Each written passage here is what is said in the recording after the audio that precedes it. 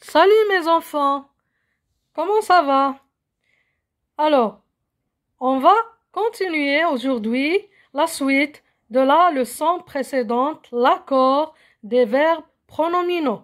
On s'est arrêté à la phrase Nada et Mouna se sont rencontrés et on a expliqué comment l'accord se fait-il à cause du sujet qui est féminin pluriel. Le participe passé se termine par E du féminin et le S du pluriel, Nada et Mouna. On continue.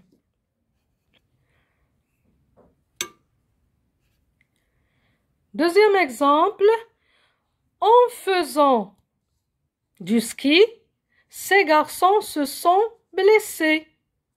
En faisant du ski, ces garçons se sont blessés. Le participe passé du verbe pronominal se blesser s'accorde avec le sujet qui est masculin pluriel. Voilà, regardez. Voici le sujet. C'est garçon. C'est un nom pluriel et c'est un nom masculin. Regardez le verbe se sont blessés. Le verbe se sont blessés. Le participe passé blessé se termine par S. Ce S vient d'où? Ce S vient du sujet qui est pluriel. Je n'ai pas mis de E du féminin parce que le sujet est masculin. Et vous avez vu la flèche. Je mets la flèche du sujet et au participe passé qui se termine par S. J'ai marqué le S de l'accord, du participe passé qui s'accorde avec le sujet. Il s'accorde avec le sujet qui est masculin pluriel et j'ai mis S à la fin. Exemple suivant. La jambe qu'il s'est cassée est dans le plâtre. La jambe qu'il s'est cassée est dans le plâtre.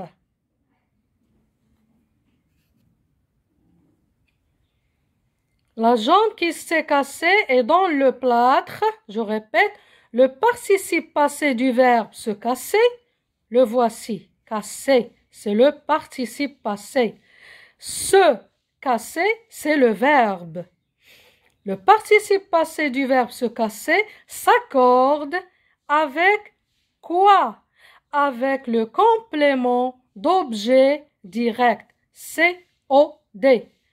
Complément C d'objet O-D direct. On retourne à la phrase. Où est le complément d'objet direct? Le complément d'objet direct, c'est la jambe. La jambe, je me demande, la jambe, c'est un nom féminin ou masculin? Singulier ou pluriel? Je réponds, la jambe, le complément d'objet direct, est un nom féminin. Il est commencé par l'article A. Là. Il est singulier. Il n'y a pas de S à la fin. Donc, le participe passé cassé se termine par E et puis il n'y a pas de S.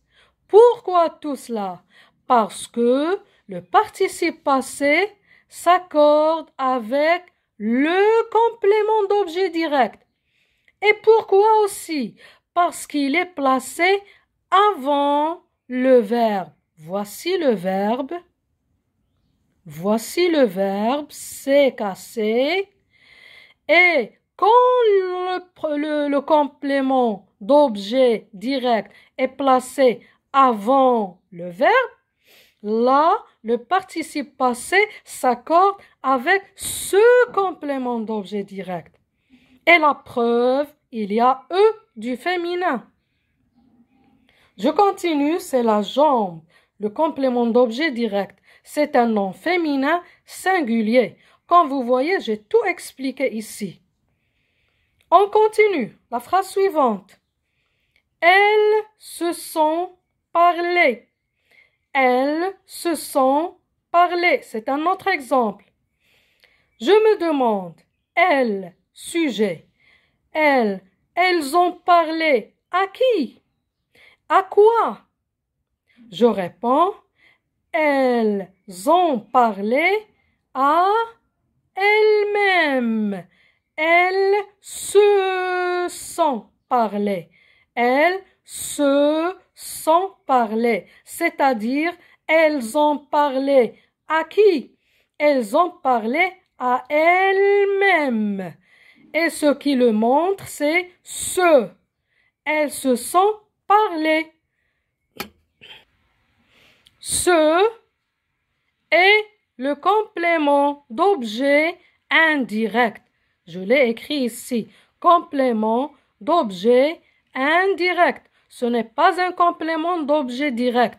C'est pourquoi il n'y a pas d'accord. Il n'y a pas d'accord.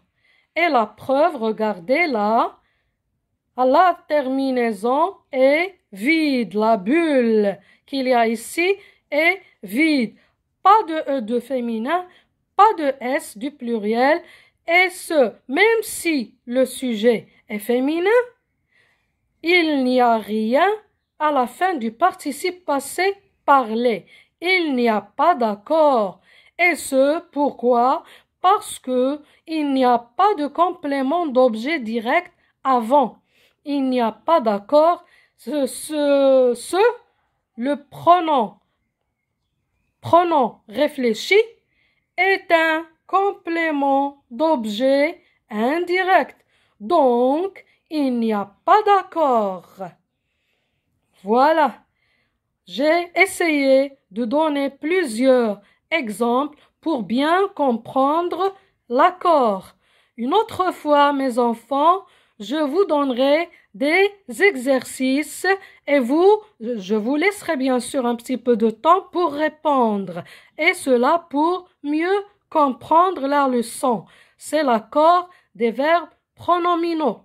Mes enfants, je vous laisse et à la séance prochaine. Inch'Allah.